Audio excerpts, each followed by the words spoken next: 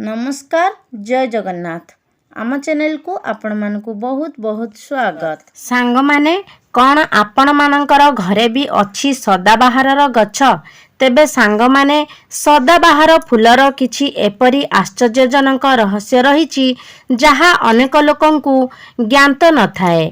सांग माने आपण प्रायतः अनेक लोकंक घरे एही गछटिकु देखिबाकू पाइथिबे मात्र 99% लोक एहार फायदा एवं क्षति विषय ज्ञात नथांती।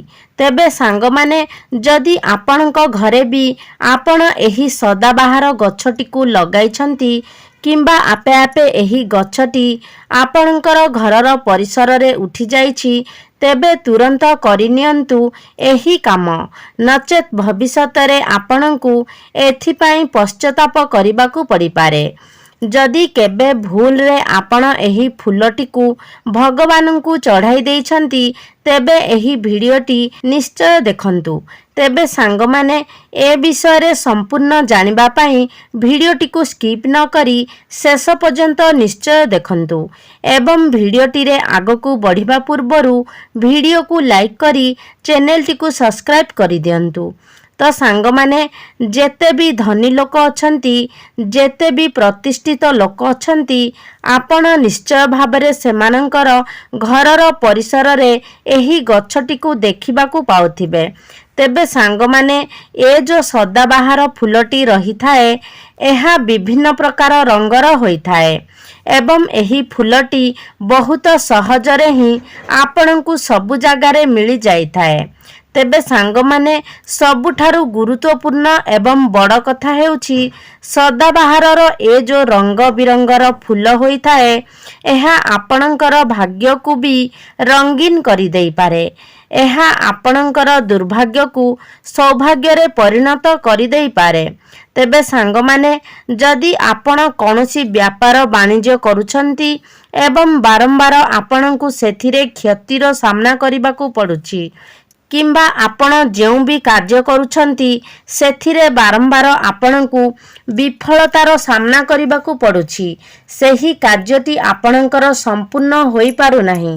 कार्यटी रे अनेक बाधा विघ्न आसुछि कौनसी एक विशेष क्षेत्र पई आपण निजकू प्रस्तुत करिछंती तथापि भी आपण सेथिरे सफलता लाभ करि पारु नाहंती। तेबे एपरी परिस्थिति रे केवल गोटिए थर आपणंकु एही उपायर पालन करिवार अछि। एहार लाभ एवं एहार चमत्कारी परिणाम आपण निजे ही अनुभव करि पारिबे। एहा व्यतीत जदि आपणकर ऋण भार बढ़ी जाइछि एवं सेही ऋण को परिशोध करिबा पई आपण माने समर्थ होई पारु नाहंती आपणकर आर्थिक स्थिति धीरे धीरे दुर्बल होई जाउछि एवं आपण सबु समय रे आर्थिक संकट देई गति करूछंती तेबे मध्य एही उपायटी आपणंकु धीरे धीरे लाभ प्राप्त कराइब अर्थात आपणंकर धनजनित समस्या को दूर करिबा पाई मध्य एही उपायटी आपणंकु कामरे आसीबो। सांग माने आपण अनेक समय रे देखिथिबे आमे जेते चेष्टा कले मध्य धन रोजगार करिवार कौनसी बाट आमकू मिली न थाए एवं एपरी मध्य परिस्थिति आसी थाए जेउ परिस्थिति रे जणे व्यक्ति परिश्रम करी अनेक धन रोजगार करिथांती मात्र सेही धन को संचय करिबारे से समर्थ होई पारि नथांती अर्थात तांकर धन गोटिए पटे आसी आउ गोटिए पटे खर्च होई जाई थाए। तेबे सांग माने जदि आपणक जीवन रे मध्य एही परी किछि समस्या रहिछि तेबे एही उपायटिकु आपण निश्चित भाबरे करिवार आवश्यकता अछि कारण एही उपाय द्वारा आपणक जीवन रे चलीथिबा एही सबु समस्या गुड़िकर निश्चय भाबरे समाधान होई जाई पारिबो। तेबे आपण जदि सठिक भाबरे एहार प्रयोग एहार उपायटिकु पालन करिनियंती तेबे निश्चित भाबरे आपणक जीवन रे चलीथिबा समस्या गुड़िक दूर होई जिवो एवं एहा सहित आपण निजे मध्य एहार चमत्कारी प्रभाव को अनुभव करि पारिबे। ତେବେ ଆପଣଙ୍କର ସମସ୍ୟା ଗୁଡ଼ିକ ଦୂର ହେବା ସହିତ ଆପଣଙ୍କର ମନସ୍କାମନା ମଧ୍ୟ ଏହି ଉପାୟ ମାଧ୍ୟମରେ ପୂର୍ଣ୍ଣ ହୋଇପାରିବ। ତେବେ ସାଙ୍ଗମାନେ, ଆପଣଙ୍କ ଜୀବନରେ ଧନଜନିତ ସମସ୍ୟା ଲାଗି ରହୁଛି, ଆପଣଙ୍କୁ ସର୍ବଦା ଆର୍ଥିକ ସଙ୍କଟ ଦେଇ ଗତି କରିବାକୁ ପଡ଼ୁଛି, ତେବେ ଆପଣଙ୍କୁ ବାସ୍ ଗୋଟିଏ କାମ କରିବାର ଅଛି। ଏହି ଗଛଟିକୁ ଆଣି ଆପଣଙ୍କୁ ନିଜ ଘରେ ଲଗାଇବାର ଅଛି।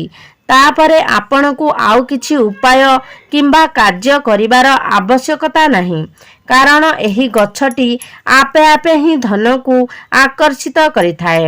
ଏହି ଗଛଟିକୁ ଆପଣ ଘରେ ଲଗାଇବା ଦ୍ୱାରା ଆପଣଙ୍କୁ ପ୍ରତ୍ୟେକ କାର୍ଯ୍ୟରେ ସଫଳତା ପ୍ରାପ୍ତ ହୋଇଥାଏ। ଯେକୌଣସି ବି କାର୍ଯ୍ୟ ଆପଣ ଆରମ୍ଭ କରିଥାନ୍ତି, ବିନା କିଛି ବାଧାବିଘ୍ନରେ ସେହି କାର୍ଯ୍ୟଟି ଆପଣଙ୍କର ସମ୍ପୂର୍ଣ୍ଣତା ଲାଭ କରିଥାଏ। ତେବେ ସାଙ୍ଗମାନେ, ଆଗକୁ ମୁଁ ଆପଣମାନଙ୍କୁ ଆହୁରି ଏହି ଫୁଲ ସହିତ ଜଡ଼ିତ 4ଟି ଉପାୟ ବିଷୟରେ କହିବାକୁ ଯାଉଛି, ଯାହା ଆପଣଙ୍କ ଜୀବନକୁ ସମ୍ପୂର୍ଣ୍ଣ ଭାବରେ ବଦଳାଇ ଦେବ, ଆପଣଙ୍କର ଦୁର୍ଭାଗ୍ୟକୁ ସୌଭାଗ୍ୟରେ ପରିଣତ କରିଦେବ।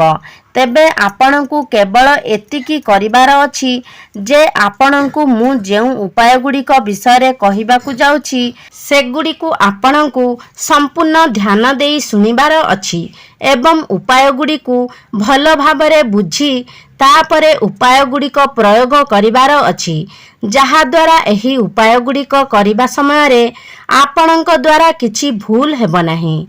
ତେବେ ସାଙ୍ଗମାନେ, ସଦାବାହାର ଫୁଲଟି ଏପରି ଏକ ଫୁଲ ହୋଇଥାଏ, ଯାହା ଆପଣ 12 ମାସରେ ଦେଖୁଥିବେ ସେହି ଗଛରେ ଫୁଲ ଭରି ହୋଇ ରହିଥାଏ। ସେଥିପାଇଁ ତାର ନାଁ ସଦାବାହାର ଅଟେ ଏବଂ ଏହାର ଏହି ବିଶେଷତା ପାଇଁ ମଧ୍ୟ ଏହା ଆପଣଙ୍କ ଭାଗ୍ୟକୁ ମଧ୍ୟ ସବୁଦିନ ପାଇଁ ଚମକାଇ ଦେଇପାରେ, ଆପଣଙ୍କର ଦୁର୍ଭାଗ୍ୟକୁ ସୌଭାଗ୍ୟରେ ପରିଣତ କରିଦେଇପାରେ। ତା ଭିତରେ ଯେମିତି 12 ମାସ ଯାକ ଫୁଲ ଭରି ରହିଥାଏ, ସେହି ଗଛଟି ସର୍ବଦା ସବୁଜିମା ଭରି ରହିଥାଏ, ସେପରି ଆପଣଙ୍କ ଜୀବନକୁ ମଧ୍ୟ ଏହି ଗଛଟି ସବୁଜିମା ଭରା କରିଦେଇଥାଏ ଏବଂ ରଙ୍ଗୀନ କରିଦେଇଥାଏ। ତେବେ ସାଙ୍ଗମାନେ, ଏହି ଫୁଲଟିର ତ ଅନେକ ରଙ୍ଗ ରହିଛି, ମାତ୍ର ଆମକୁ ଏହାର 2ଟି ରଙ୍ଗ ପ୍ରାୟତଃ ସବୁ ଜାଗାରେ ଦେଖିବାକୁ ମିଳେ। ଗୋଟିଏ ହେଉଛି ଧଳା ରଙ୍ଗ, ଆଉ ଗୋଟିଏ ରଙ୍ଗ ହେଉଛି ଗୋଲାପୀ ରଙ୍ଗ। ତେବେ ସାଙ୍ଗମାନେ, ଯେଉଁ ଧଳା ରଙ୍ଗର ସଦାବାହାର ଫୁଲଟି ହୋଇଥାଏ, ତାହା ମା ଲକ୍ଷ୍ମୀଙ୍କୁ ପ୍ରସନ୍ନ କରିବା ପାଇଁ ଏକ ଚମତ୍କାରୀ ଫୁଲ ହୋଇଥାଏ।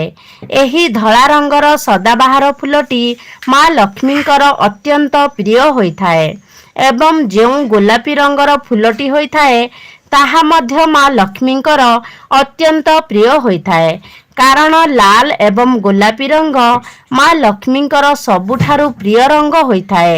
ତେଣୁ ଯେତେବେଳେ ବି ଆପଣ ଏହି ଫୁଲକୁ ନେଇ କିଛି ଉପାୟର ପାଳନ କରୁଛନ୍ତି, ତା ଅର୍ଥ ଆପଣ ନିଶ୍ଚିତ ଭାବରେ ମା ଲକ୍ଷ୍ମୀଙ୍କୁ ପ୍ରସନ୍ନ କରିପାରିବେ, ଅର୍ଥାତ୍ ଧନ ଆଗମନର ଚାବିକାଠି ଆପଣଙ୍କୁ ମିଳିଯାଇଛି।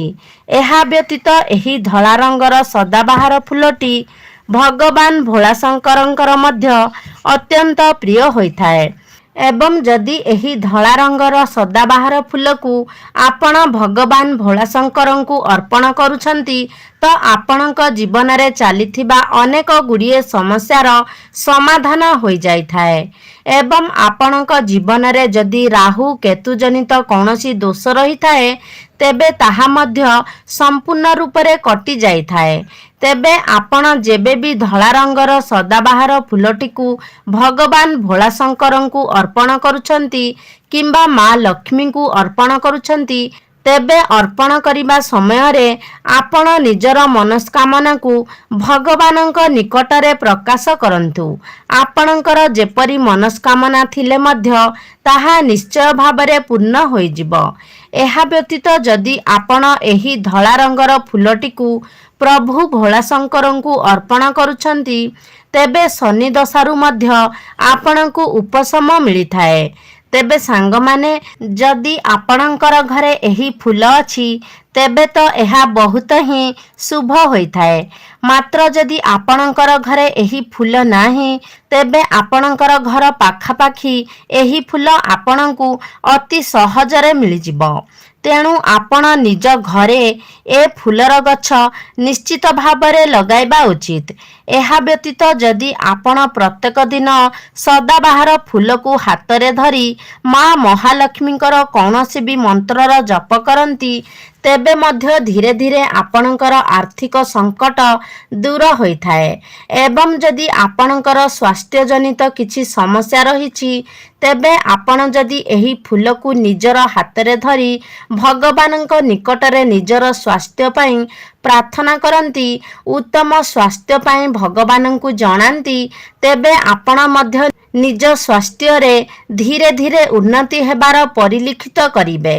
ତେବେ ସାଙ୍ଗମାନେ, ଆପଣମାନେ ନିହାତି ଏହି ଭିଡ଼ିଓରୁ ଜାଣିପାରିଥିବେ ଯେ ଏହି ସଦାବାହାର ଫୁଲଟି ଯାହାକି ଅତି ସହଜରେ ଆମକୁ ସବୁଠାରେ ମିଳିଯାଏ, ତାହା କେତେ ଚମତ୍କାରୀ ଅଟେ।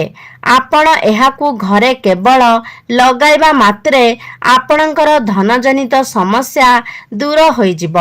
ଆପଣଙ୍କୁ ମା ଲକ୍ଷ୍ମୀଙ୍କର କୃପା ପ୍ରାପ୍ତି ହେବ। ଏହା ସହିତ ପ୍ରତ୍ୟେକ କାର୍ଯ୍ୟରେ ଆପଣଙ୍କୁ ସଫଳତା ମଧ୍ୟ ମିଳିବ। ତେଣୁ ଯଦି ଆପଣଙ୍କ ଘରେ ଏହି ଫୁଲଟି ନାହିଁ, ତେବେ ନିଶ୍ଚିତ ଭାବରେ ଏହି ଫୁଲ ଗଛଟିକୁ ଆପଣ ନିଜର ଘରର ପରିସରରେ ଲଗାଇବା ଉଚିତ।